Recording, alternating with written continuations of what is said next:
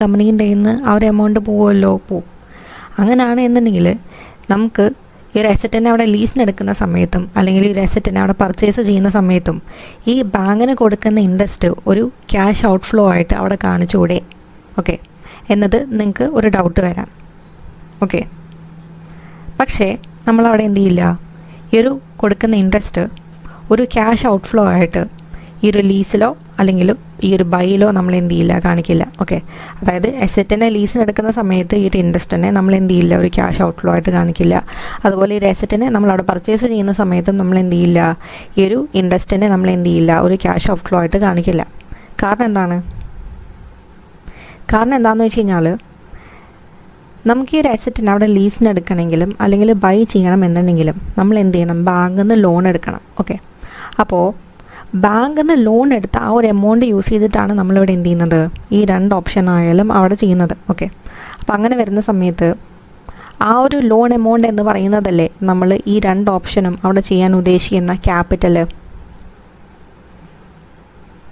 അതെ, അതായത് നമുക്ക് ഈ ഒരു അസറ്റിനെ അവിടെ ലീസിനെടുക്കണമെങ്കിലും അല്ലെങ്കിൽ ബൈ ചെയ്യണമെന്നുണ്ടെങ്കിലും നമ്മൾ എന്ത് ചെയ്യണം, ബാങ്കിൽ നിന്ന് ലോൺ എടുക്കണം. ഓക്കെ, അപ്പോൾ ആ ഒരു എമൗണ്ട് എന്ന് പറയുന്നതല്ലേ നമ്മൾ ഈ 2 ഡിസിഷനും അവിടെ എടുക്കാൻ വേണ്ടിയിട്ട് യൂസ് ചെയ്യുന്ന ക്യാപിറ്റൽ. അതെ, ഓക്കെ, അപ്പോൾ ബാങ്കിൽ നിന്ന് ലോൺ എടുത്തിട്ടാണ് കമ്പനി അവിടെ എന്ത് ചെയ്യുന്നത്, ലീസ് ചെയ്യുകയാണെങ്കിലും അത് ചെയ്യുന്നത്, ഇനി അതല്ല ബൈ ചെയ്യുകയാണെങ്കിലും അത് ചെയ്യുന്നത്. ഓക്കെ, അപ്പോൾ ബാങ്കിൽ നിന്ന് ലോൺ എടുക്കുന്ന സമയത്ത് കമ്പനി അവിടെ ബാങ്കിന് എന്ത് കൊടുക്കണം, ഇൻട്രസ്റ്റ് കൊടുക്കണം അല്ലേ. അപ്പോൾ ഈ ഇൻട്രസ്റ്റ് എന്ന് പറയുന്നതാണ് എന്ത്, ഈ ഒരു ക്യാപിറ്റലിൻ്റെ കോസ്റ്റ് അല്ലേ. ബാങ്കിൽ നിന്ന് ലോൺ എടുത്തിട്ടാണ് കമ്പനി ലീസ് ചെയ്യുന്നതും അല്ലെങ്കിൽ ബൈ ചെയ്യുന്നതും. അപ്പോൾ ബാങ്കിൽ നിന്ന് ലോൺ എടുക്കുന്ന സമയത്ത് ആ ഒരു ലോൺ എമൗണ്ട് എന്ന് പറയുന്നതാണ് ക്യാപിറ്റൽ. ഓക്കെ, ഈ ഒരു അസറ്റിനെ ലീസിനെടുക്കാനും അല്ലെങ്കിൽ ബൈ ചെയ്യാനും കമ്പനി യൂസ് ചെയ്യുന്ന ക്യാപിറ്റൽ എന്ന് പറയുന്നത് കമ്പനി ബാങ്കിൽ നിന്ന് എടുത്ത ഈ ഒരു ലോണാണ്. ഓക്കെ, അപ്പോൾ അങ്ങനെ വരുന്ന സമയത്ത് ഈ ഒരു ക്യാപിറ്റലിൻ്റെ ഒരു കോസ്റ്റ് അല്ലേ, നമുക്ക് ആരെങ്കിലും ഫ്രീ ആയിട്ട് ഫണ്ട് തരുമോ? ഇല്ല. നമ്മൾ ബാങ്കിൽ നിന്ന് ലോൺ എടുത്തിട്ടാണ് എന്ത് ചെയ്യുന്നത്, ഈ 2 ഓപ്ഷൻ ആയാലും അവിടെ നടത്തുന്നത്. ഓക്കെ, അപ്പോൾ ബാങ്കിൽ നിന്ന് നമ്മൾ ലോൺ എടുക്കുന്ന സമയത്ത് നമ്മൾ ബാങ്കിന് എന്ത് കൊടുക്കണം, ഇൻട്രസ്റ്റ് കൊടുക്കണം അല്ലേ. അപ്പോൾ ഇൻട്രസ്റ്റ് എന്ന് പറയുന്നത് ഈ ക്യാപിറ്റലിൻ്റെ കോസ്റ്റ് അല്ലേ. അതെ, അപ്പോൾ ഈ ഒരു ക്യാപിറ്റലിൻ്റെ കോസ്റ്റ് നമ്മൾ ഓൾറെഡി എവിടെ കാണിച്ചിട്ടുണ്ടാവും, കോസ്റ്റ് ഓഫ് ക്യാപിറ്റലിൽ കാണിച്ചിട്ടുണ്ടാവില്ലേ.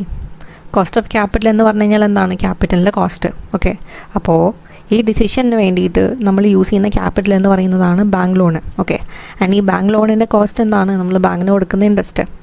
ഓക്കെ, അപ്പോൾ ഈ ഒരു ഇൻട്രസ്റ്റ് എന്ന് പറയുന്നതല്ലേ കോസ്റ്റ് ഓഫ് ക്യാപിറ്റൽ. അതെ, അപ്പോൾ ഈ ഒരു ഇൻട്രസ്റ്റ് എന്ന് പറയുന്നത് നമ്മൾ ഓൾറെഡി കോസ്റ്റ് ഓഫ് ക്യാപിറ്റൽ കാണിച്ചിട്ടുണ്ടാവില്ലേ, ഉണ്ടാവും. ഓക്കെ, അതുകൊണ്ട് നമ്മളവിടെ എന്ത് ചെയ്യേണ്ട ആവശ്യമില്ല, ഈ ബാങ്കിന് കൊടുക്കുന്ന ഈ ഒരു ഇൻട്രസ്റ്റ് ഒരു ക്യാഷ് ഫ്ലോ ആയിട്ട്, ഒരു റിലവൻറ്റ് ക്യാഷ് ഫ്ലോ ആയിട്ട് നമ്മളവിടെ എന്ത് ചെയ്യേണ്ട ആവശ്യമില്ല, ലീസിങ്ങിനോ അല്ലെങ്കിൽ ബൈങ്ങിലോ അവിടെ കാണിക്കേണ്ട ആവശ്യമില്ല. ഓക്കെ, സോ നമ്മൾ പറഞ്ഞു നിർത്തിയത് ബൈയിങ് ആണ്. ഓക്കെ, അപ്പോൾ നമ്മൾ അസ്യൂം ചെയ്യുന്നത് ഇവിടെ കമ്പനി ബൈ ചെയ്യുകയാണെങ്കിലും കമ്പനി അവിടെ ബാങ്കിൽ നിന്ന് ലോൺ എടുത്തിട്ടാണ് എന്ത് ചെയ്യുന്നത്, ആ ഒരു അസറ്റിനെ ബൈ ചെയ്യുന്നത്. ഓക്കെ, അപ്പം കമ്പനി ഇവിടെ ഈ ഒരു അസറ്റിനെ ബൈ ചെയ്യുന്ന സമയത്ത് ഈ ഒരു അസറ്റിൻ്റെ ഓണർ എന്ന് പറയുന്നത് അപ്പോൾ കമ്പനിയല്ലേ. കമ്പനി ഇവിടെ ഈ ഒരു അസറ്റിനെ ബൈ ചെയ്യാണ്. അങ്ങനെയാണെന്നുണ്ടെങ്കിൽ കമ്പനിയല്ലേ പിന്നീട് ഈ ഒരു അസറ്റിൻ്റെ ഓണർ. കമ്പനി ഈ ഒരു അസറ്റിനെ ബൈ ചെയ്ത് കഴിഞ്ഞാൽ പിന്നെ കമ്പനിയാണ് ഈ ഒരു അസറ്റിൻ്റെ ഓണർ. ഓക്കെ, സോ അവിടെ പറയുന്നുണ്ട് implication, the user will receive tax allowable depreciation on the asset. അതായത് ഇവിടെ കമ്പനി എന്ത് ചെയ്യാണ്, ഈ ഒരു അസറ്റിനെ പർച്ചേസ് ചെയ്യാണ്. ഓക്കെ, അപ്പോൾ പിന്നീട് കമ്പനിയാണ് ഈ ഒരു അസറ്റിൻ്റെ ഓണർ. അപ്പോൾ കമ്പനി ഈ ഒരു അസറ്റിനെ അവിടെ ഓൺ ചെയ്യുന്ന സമയത്ത് കമ്പനിക്ക് അവിടെ എന്ത് ചെയ്യാൻ പറ്റും, ഈ ഒരു അസറ്റിൻ്റെ മുകളിൽ അവിടെ ടാക്സ് അലോബിൾ ഡിപ്രിസിയേഷൻ കാൽക്കുലേറ്റ് ചെയ്യാൻ പറ്റില്ലേ. കമ്പനിയാണ് ഈ ഒരു അസറ്റിൻ്റെ ഓണർ. അപ്പോൾ കമ്പനി ഒരു അസറ്റിൻ്റെ ഓണർ ആയതുകൊണ്ട് കമ്പനിക്ക് അവിടെ എന്ത് ചെയ്യാൻ പറ്റും, ഒരു അസറ്റിൻ്റെ മുകളിൽ അവിടെ ടാക്സ് അലോബിൾ ഡിപ്രിസിയേഷൻ കാൽക്കുലേറ്റ് ചെയ്യാൻ പറ്റില്ലേ, പറ്റും. അതായത് കമ്പനി ഒരു അസറ്റ് അവിടെ പർച്ചേസ് ചെയ്യുന്ന സമയത്ത് കമ്പനി അവിടെ ഈ ഒരു അസറ്റിനെ ഡിപ്രിസിയേറ്റ് ചെയ്യും.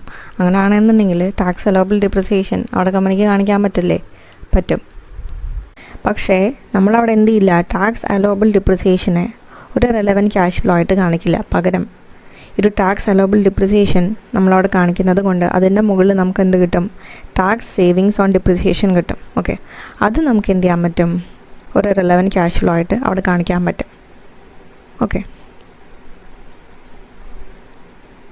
സോ അവിടെ പറയുന്നുണ്ട് the relevant cash flows would be the purchase cost. അപ്പം ഈ ഒരു ബൈയിങ്ങിൻ്റെ നമ്മൾ ഈ ഒരു അസറ്റിനെ അവിടെ ബൈ ചെയ്യുകയാണ് എന്നുണ്ടെങ്കിൽ അവിടെ വരുന്ന റെലവൻറ്റ് ക്യാഷ് ഫ്ലോസ് എന്തൊക്കെയാണ്? ഫസ്റ്റ് വണ്ണാണ് ഇത് പർച്ചേസ് കോസ്റ്റ്. അതായത് നമ്മൾ ഈ റെസറ്റിനെ ബൈ ചെയ്യുന്ന സമയത്ത് എത്ര രൂപയ്ക്കാണോ നമ്മൾ ഈ റെസറ്റിനെ ബൈ ചെയ്യുന്നത് അതെന്ന് പറയുന്നത് ഒരു റെലവൻറ്റ് ക്യാഷ് ഫ്ലോ ആണ്. ഓക്കെ, സോ പർച്ചേസ് കോസ്റ്റ് ഒരു റെലവൻറ്റ് ക്യാഷ് ഫ്ലോ ആയിട്ട് നമുക്കവിടെ കാണിക്കാൻ പറ്റും. പിന്നെയാണ് ഇനി റെസിഡ്യുവൽ വാല്യൂ, അതായത് സ്ക്രാപ്പ് വാല്യൂ. ഈ റെസറ്റിൻ്റെ യൂസ്ഫുൾ ലൈഫ് കഴിയുന്ന സമയത്ത് നമ്മൾ ഈ റെസറ്റിനെ സെല്ല് ചെയ്യുന്ന സമയത്ത് അവിടെ കിട്ടുന്ന വാല്യൂ, ഓക്കെ, സ്ക്രാപ്പ് വാല്യൂ. അപ്പോൾ സ്ക്രാപ്പ് വാല്യൂ ഒരു ക്യാഷ് ഫ്ലോ ആയിട്ട് നമുക്ക് അവിടെ എന്ത് ചെയ്യാൻ പറ്റും? ഒരു റെലവൻറ്റ് ക്യാഷ് ഫ്ലോ ആയിട്ട് നമുക്ക് അവിടെ എന്ത് ചെയ്യാൻ പറ്റും? കാണിക്കാൻ പറ്റും. പിന്നെ ഇനി associated tax implications due to tax allowable depreciation, അതായത് ടാക്സ് അലോവബിൾ ഡിപ്രിസിയേഷൻ അവിടെ നമ്മൾ റിസീവ് ചെയ്യുന്നത് കൊണ്ട് അതിൻ്റെ മുകളിൽ കിട്ടുന്ന ടാക്സ് സേവിങ്സ് ഓൺ ഡിപ്രിസിയേഷൻ നമുക്ക് എന്ത് ചെയ്യാൻ പറ്റും? ഒരു റെലവൻറ്റ് ക്യാഷ് ഫ്ലോ ആയിട്ട് അവിടെ കാണിക്കാൻ പറ്റും. ഓക്കെ,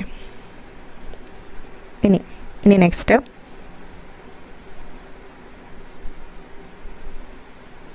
ഇനി അവിടെ പറയുന്നുണ്ട് cost of capital. Okay, as the interest payment attract tax relief, we must use the post-tax cost of borrowing as our discount rate. The same rate is used for both leasing and buying, reflecting the risk level to the lender of providing finance to the company. അതായത് നമ്മൾ പറഞ്ഞു നമ്മളോട് എന്ത് ചെയ്യണം? ഈ ഒരു leasing ഡിസിഷൻ്റെയും അതുപോലെ buying ഡിസിഷൻ്റെയും എന്ത് കണ്ടുപിടിക്കണം? നെറ്റ് പ്രസൻറ്റ് വാല്യൂ കണ്ടുപിടിക്കണം അല്ലേ? അപ്പോൾ നെറ്റ് പ്രസൻറ്റ് വാല്യൂ കണ്ടുപിടിക്കാനായിട്ട് നമ്മളവിടെ എന്ത് ചെയ്യും? ക്യാഷ് ഫ്ലോസിനെ ഡിസ്കൗണ്ട് ചെയ്യും അല്ലേ? അപ്പോൾ ക്യാഷ് ഫ്ലോസിനെ ഡിസ്കൗണ്ട് ചെയ്ത് നമ്മളവിടെ എന്ത് ചെയ്യണം? ഒരു ഡിസ്കൗണ്ട് റേറ്റ് യൂസ് ചെയ്യണം. അതെന്ന് പറയുന്നതാണ് കോസ്റ്റ് ഓഫ് ക്യാപിറ്റൽ. ഓക്കെ, അപ്പോൾ ഇവിടെ നമ്മൾ post tax cost of borrowing ആണ് എന്ത് ചെയ്യുന്നത്? എടുക്കുന്നത്. ഇവിടെ നമ്മൾ post tax cost of borrowing ആണ് എന്ത് ചെയ്യുന്നത്? എടുക്കുന്നത്. അപ്പോൾ എന്താണ് ഈ post tax cost of borrowing എന്ന് പറഞ്ഞു കഴിഞ്ഞാൽ, അതായത് നമ്മളിവിടെ ഈ ഒരു അസറ്റിനെ പർച്ചേസ് ചെയ്യുകയാണെന്നുണ്ടെങ്കിലും, അതായത് ഈ ഒരു അസറ്റിനെ ബൈ ചെയ്യുകയാണെന്നുണ്ടെങ്കിലും, ഈ ഒരു അസറ്റിനെ ലീസിന് എടുക്കുകയാണെന്നുണ്ടെങ്കിലും നമ്മൾ ബാങ്കിൽ നിന്ന് ലോൺ എടുത്തിട്ടാണ് എന്ത് ചെയ്യുന്നത്? അത് ചെയ്യുന്നത്. ഓക്കെ, അപ്പോൾ ബാങ്കിൽ നിന്ന് നമ്മൾ ലോൺ എടുക്കുന്നത് കൊണ്ട് നമ്മൾ എന്ത് കൊടുക്കണം? അവിടെ ഇൻട്രസ്റ്റ് കൊടുക്കണം അല്ലേ? അപ്പോൾ ഈ ഒരു ഇൻട്രസ്റ്റ് എന്ന് പറയുന്നത് നമ്മൾ എവിടെയാണ് കാണിക്കുക? സ്റ്റേറ്റ്മെൻറ്റ് ഓഫ് പ്രോഫിറ്റ് ഓർ ലോസിലാണ് അല്ലേ? അപ്പോൾ സ്റ്റേറ്റ്മെൻറ്റ് ഓഫ് പ്രോഫിറ്റ് ഓർ ലോസിൽ നമ്മൾ എന്ത് ചെയ്യും? നമ്മൾ ബാങ്കിന് കൊടുക്കുന്ന ഈ ഒരു ഇൻട്രസ്റ്റ് അവിടെ കാണിക്കും. ഓക്കെ, അപ്പോൾ ഇൻട്രസ്റ്റ് എന്ന് പറയുന്നത് ഒരു എക്സ്പെൻസ് ആണല്ലോ. അതെ, അപ്പോൾ ഇൻട്രസ്റ്റ് എന്ന് പറയുന്നത് ഒരു എക്സ്പെൻസ് ആയതുകൊണ്ട് അത് കമ്പനീൻ്റെ പ്രോഫിറ്റിനെ കുറയ്ക്കില്ലേ? കുറയ്ക്കും. ഓക്കെ, അപ്പോൾ കമ്പനീൻ്റെ പ്രോഫിറ്റിനെ ഈ ഒരു ഇൻട്രസ്റ്റ് അവിടെ കുറച്ച് കഴിഞ്ഞാൽ കമ്പനിക്ക് ഈ കുറഞ്ഞ പ്രോഫിറ്റിൻ്റെ മുകളിൽ അവിടെ കുറഞ്ഞ ടാക്സ് കൊടുത്താൽ പോരെ? മതി. ഓക്കെ, അതായത് ഞാൻ എന്ത് ചെയ്യും? ഇതൊരു എക്സാമ്പിൾ വെച്ചിട്ട് എക്സ്പ്ലെയിൻ ചെയ്ത് തരാം.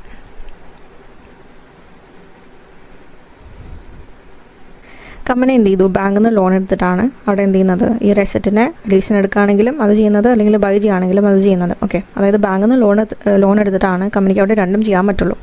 സോ കമ്പനി ബാങ്കിൽ നിന്ന് ലോൺ എടുത്തു. ഓക്കെ, അതിൻ്റെ മുകളിൽ കമ്പനി എന്ത് കൊടുക്കണം? ഒരു ഇൻട്രസ്റ്റ് കൊടുക്കണം. സോ ഇൻട്രസ്റ്റ് എന്ന് പറയുന്നത് ഒരു $300 ആണെന്ന് വിചാരിക്കാം. ഓക്കെ, സോ കമ്പനി അവിടെ ഇൻട്രസ്റ്റ് കൊടുക്കണം. സോ ഈ ഒരു ഇൻട്രസ്റ്റ് കമ്പനി എവിടെയാണ് കാണിക്കുക? സ്റ്റേറ്റ്മെൻറ്റ് ഓഫ് പ്രോഫിറ്റ് ഓർ ലോസിൽ. ഓക്കെ, അപ്പം ഇൻട്രസ്റ്റ് ഉണ്ടാവുന്നതിന് മുന്നേ കമ്പനീൻ്റെ പ്രോഫിറ്റ് എന്ന് പറയുന്നത് $1000 ആണ്. ഓക്കെ, ആൻഡ് ടാക്സ് റേറ്റ് എന്ന് പറയുന്നത് 30% ആണ്. എത്രയാണോ കമ്പനി ആ ഒരു കൊല്ലം പ്രോഫിറ്റ് ഉണ്ടാക്കിയത് അതിൻ്റെ മുകളിൽ കമ്പനി ടാക്സ് കൊടുക്കാൻ ലയബിളാണ്. അപ്പം കമ്പനിക്ക് ഇൻട്രസ്റ്റ് ഇല്ലാത്ത സമയത്ത് കമ്പനി അവിടെ ജനറേറ്റ് ചെയ്ത പ്രോഫിറ്റ് എന്ന് പറയുന്നത് $1000 ആണ്. അപ്പോൾ ഒരു $1000 മുകളിൽ കമ്പനി അവിടെ എന്ത് കൊടുക്കണം? 30% ടാക്സ് കൊടുക്കണം. ഓക്കെ, സോ $1000 30% എന്ന് പറയുന്ന സമയത്ത് കമ്പനി എത്രത്തോളം എമൗണ്ട് അവിടെ ടാക്സ് കൊടുക്കണം? $300 എന്ത് ചെയ്യണം? ടാക്സ് കൊടുക്കണം. ഓക്കെ, സോ $300 കമ്പനി അവിടെ എന്ത് കൊടുക്കണം? ടാക്സ് കൊടുക്കണം. ഇനി കമ്പനി ഇപ്പോൾ അവിടെ എന്ത് ചെയ്യുന്നുണ്ട്? ഇൻട്രസ്റ്റും കൂടെ പേ ചെയ്യുന്നുണ്ട്. ഓക്കെ, സോ ഇപ്പോൾ കമ്പനി $300 അവിടെ എന്ത് ചെയ്യുന്നുണ്ട്? ഇൻട്രസ്റ്റ് പേ ചെയ്യുന്നുണ്ട്. ഓക്കെ, സോ അങ്ങനെയാണ് എന്നുണ്ടെങ്കിൽ ഇപ്പോൾ കമ്പനീൻ്റെ പ്രോഫിറ്റ് എത്രയാണ്? ഈ ഒരു ഇൻട്രസ്റ്റും കൂടെ കൊടുത്തു കഴിഞ്ഞിട്ടുള്ള കമ്പനീൻ്റെ പ്രോഫിറ്റ് എത്രയാണ്? $700. Okay, so profit after interest എന്ന് പറയുന്നത് $700 ആണ്. അങ്ങനെയാണ് എന്നുണ്ടെങ്കിൽ ഈ ഒരു $700 മുകളിലല്ലേ ഇപ്പോൾ കമ്പനി അവിടെ ടാക്സ് 30% കൊടുക്കേണ്ടത്? അതെ, സോ എത്രയാണ് കമ്പനി അവിടെ കൊടുക്കുക? 700 into 30%, which is equal to 210. Okay, so ഇപ്പോൾ നമ്മളവിടെ നോക്കുന്ന സമയത്ത് ഇതിന് മുന്നേ കമ്പനി അവിടെ $300 ആയിരുന്നു ടാക്സ് കൊടുക്കേണ്ടത്. ഇപ്പോൾ കമ്പനിക്ക് അവിടെ ഇൻട്രസ്റ്റും കൂടെ വന്നതും കൊണ്ട് കമ്പനി ഇപ്പോൾ എത്രത്തോളം ടാക്സ് കൊടുത്താൽ മതി? $210. ഓക്കെ, സോ ഇപ്പോൾ കമ്പനീൻ്റെ ടാക്സ് അവിടെ കുറഞ്ഞ് കിട്ടിയില്ലേ? കുറഞ്ഞ് കിട്ടി. എന്തുകൊണ്ടാണ് കുറഞ്ഞ് കിട്ടിയത്? കമ്പനിക്ക് അവിടെ ഇൻട്രസ്റ്റും കൂടെ വന്നതുകൊണ്ട്. ഓക്കെ, ഇൻട്രസ്റ്റ് ഇല്ല എന്നുണ്ടെങ്കിൽ കമ്പനി അവിടെ എന്ത് ചെയ്യേണ്ടി വരുമായിരുന്നു? കൂടുതൽ ടാക്സ് കൊടുക്കേണ്ടി വരുമായിരുന്നു. പക്ഷേ ഇപ്പോൾ ഇൻട്രസ്റ്റും കൂടെ വന്നതുകൊണ്ട് കമ്പനി അവിടെ കുറവ് ടാക്സ് കൊടുത്താൽ പോരെ? മതി. ഓക്കെ, സോ കമ്പനിക്ക് അവിടെ ഇൻട്രസ്റ്റ് പേ ചെയ്യേണ്ടി വരുന്നതും കൊണ്ട് കമ്പനിക്ക് അവിടെ ടാക്സ് കുറവായിട്ട് കിട്ടുന്നുണ്ട്. ഓക്കെ, കമ്പനി അവിടെ ഇൻട്രസ്റ്റ് പേ ചെയ്യുന്നത് കൊണ്ട് കമ്പനിക്ക് അവിടെ ടാക്സ് കുറവായിട്ട് കിട്ടുന്നുണ്ട്. അതെന്ന് പറയുന്നത് കമ്പനിക്ക് വരുന്നൊരു ബെനിഫിറ്റ് അല്ലേ? ഈ ഒരു ഇൻട്രസ്റ്റ് കൊടുക്കുന്നത് കാരണം കമ്പനിക്ക് അവിടെ കിട്ടുന്നൊരു ബെനിഫിറ്റ് എന്ന് പറയുന്നതല്ലേ ഈ ഒരു ടാക്സ് റിലീഫ്. കമ്പനിക്ക് അവിടെ എന്ത് ചെയ്യാൻ പറ്റുന്നുണ്ട്? കുറച്ച് ടാക്സ് അവിടെ സേവ് ചെയ്യാൻ പറ്റുന്നില്ലേ? ഉണ്ട്. ഓക്കെ, അങ്ങനെയാണ് എന്നുണ്ടെങ്കിൽ നമുക്ക് ഇങ്ങനെ പറയാൻ പറ്റും, കമ്പനി അവിടെ $300 എന്ത് ചെയ്യുന്നത്? ഇൻട്രസ്റ്റ് കൊടുക്കുന്നത്. പക്ഷേ കമ്പനിക്ക് ഇപ്പോൾ അവിടെ എന്ത് ചെയ്യാൻ പറ്റി? കുറച്ച് ടാക്സ് സേവ് ചെയ്യാൻ പറ്റി. എത്രയാണ് കമ്പനിക്ക് അവിടെ ടാക്സ് സേവ് ചെയ്യാൻ പറ്റിയത്? ഇത് രണ്ടിൻ്റെയും ഡിഫറൻസ് എടുക്കുക. ഇതിന് മുന്നേ കമ്പനി കൊടുത്തുകൊണ്ടിരുന്ന ടാക്സ് എന്ന് പറയുന്നത് 300 ആണ്. ഇപ്പോൾ കമ്പനി വരും 210 കൊടുത്താൽ മതി. സോ എത്ര കമ്പനിക്ക് അവിടെ സേവ് ചെയ്യാൻ പറ്റി?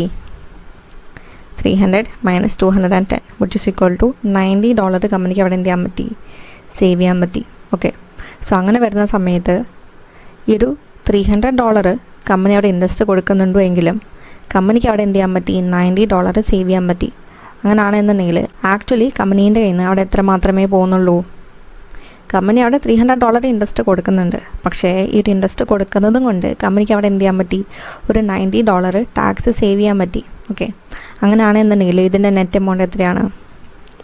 300 - 90 which is equal to 210. Okay, അതായത് കമ്പനി അവിടെ ഇൻട്രസ്റ്റ് കൊടുക്കുന്നത് കൊണ്ട് കമ്പനിക്ക് അവിടെ ഒരു ടാക്സ് ബെനിഫിറ്റും കൂടെ കിട്ടുന്നുണ്ട്. ഓക്കെ, സോ ആക്ച്വലി കമ്പനീൻ്റെ കയ്യിൽ നിന്ന് ഇത്രമാത്രം എമൗണ്ടേ അവിടെ പോകുന്നുള്ളൂ. ഇത്രമാത്രം ആക്ച്വൽ കോസ്റ്റേ കമ്പനിക്ക് അവിടെ ഇൻകർ ആവുന്നുള്ളൂ. എത്ര? 210. ഓക്കെ, സോ ഇതിനെയാണ് നമ്മളവിടെ എന്ത് പറയുന്നത്? Post tax cost of borrowing.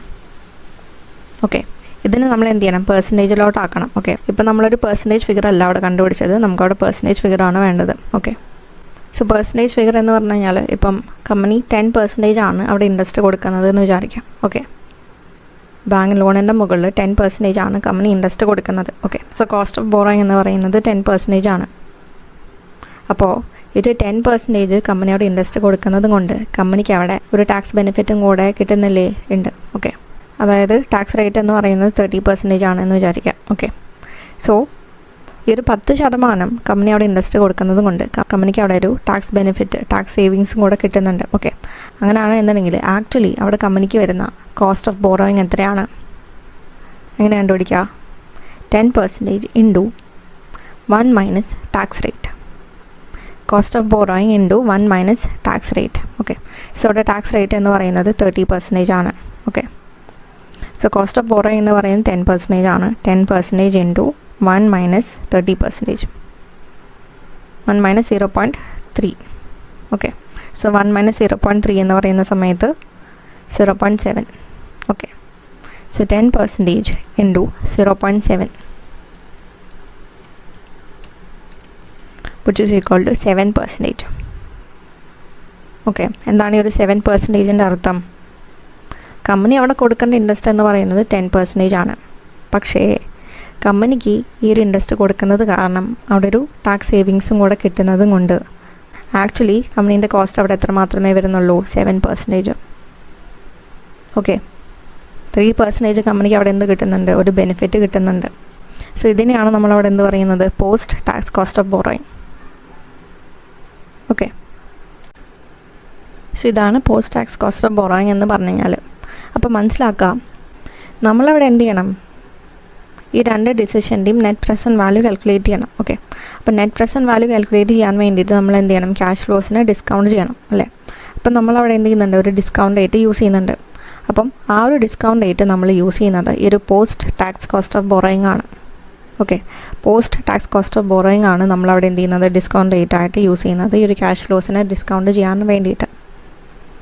Okay, ഇനി ഓൾസോ മനസ്സിലാക്കാം, നമ്മളവിടെ നെറ്റ് പ്രസൻറ്റ് വാല്യൂ കാൽക്കുലേറ്റ് ചെയ്യാൻ വേണ്ടിയിട്ട് എന്ത് ചെയ്യണം? ക്യാഷ് ഫ്ലോസിനെ ഡിസ്കൗണ്ട് ചെയ്യണം. അതിന് വേണ്ടിയിട്ട് നമ്മളവിടെ എന്ത് ചെയ്യണം? ഒരു ഡിസ്കൗണ്ട് റേറ്റ് യൂസ് ചെയ്യണം. ഓക്കെ, അപ്പം ക്വസ്റ്റനിൽ അവിടെ കോസ്റ്റ് ഓഫ് ക്യാപിറ്റൽ എന്ന് പറഞ്ഞിട്ട് ഒരു റേറ്റ് തന്നിട്ടുണ്ട്. ഓൾസോ ബാങ്ക് ലോണിൻ്റെ ഇൻട്രസ്റ്റ് എന്ന് പറഞ്ഞിട്ടും അവിടെ ഒരു റേറ്റ് തന്നിട്ടുണ്ട് എന്ന് വിചാരിക്കാം. ഓക്കെ. കോസ്റ്റ് ഓഫ് ക്യാപിറ്റൽ എന്ന് പറഞ്ഞിട്ടും അവിടെ ഒരു റേറ്റ് തന്നിട്ടുണ്ട്. അതുപോലെ ബാങ്ക് ലോണിൻ്റെ ഇൻട്രസ്റ്റ് എന്ന് പറഞ്ഞിട്ടും അവിടെ ഒരു റേറ്റ് തന്നിട്ടുണ്ട്. Watch the full course on our website. Visit www.accamalayalam.com.